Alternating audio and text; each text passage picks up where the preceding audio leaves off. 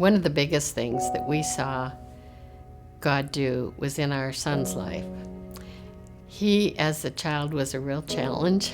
He was a go-getter and just had all his own ideas. So he was a little bit of a challenge to raise. And we loved him dearly, of course. But as he got older into his early high school years, he started to just kind of really rebel. And it was heartbreaking for us, you know. As a child, he had come to know Christ personally.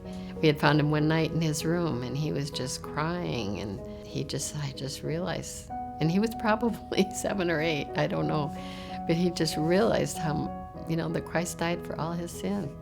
And as he got into his high school years, and I think it may have had something to do with him being adopted, because a lot of adopted kids go through these issues. But he just started quite a bit into drinking. We had no idea. And we were watching. It wasn't like we were being ignorant, but he covered it up very well. It was like he would drink on weekends. And one night he didn't come home. Finally, I was up praying, and the Lord said, I love him more than you do. I will take care of him. So I went back to bed. Probably about 20 minutes later, the phone rang. I went to the phone, and a friend of mine from church said, I just want you to know that Scott's over at our house. And he had been so drunk that he had asked his friends to drop him off there instead of our house. And when she called, she says, I think we need to get together and him tell you what he's told me.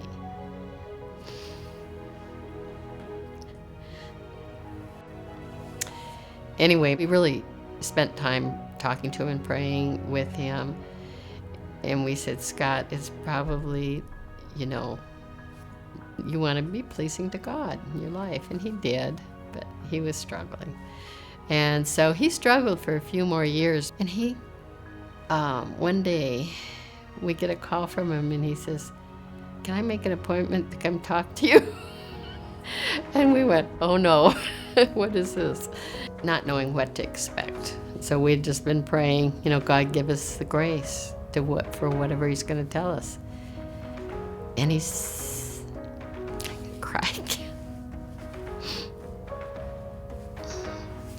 So we sat down at the kitchen table, and he was telling us how God spoke to him and said, Scott, you're trying to do it on your own. And so he said, I've been thinking about that the last few days, and I've decided that I want to go into youth ministry. And it was just like that. I mean, God, got through to him, and he turned around on a dime.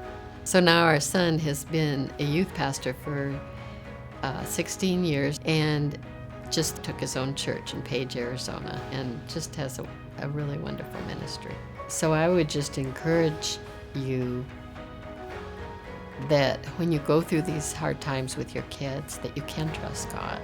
He is faithful, and he is in control, and we don't need to be overstressed.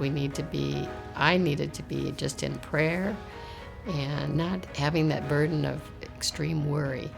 I used to even get panic attacks at times, but God taught me I didn't need to go through that. God has your children in his hands, and he is going to be faithful in their lives.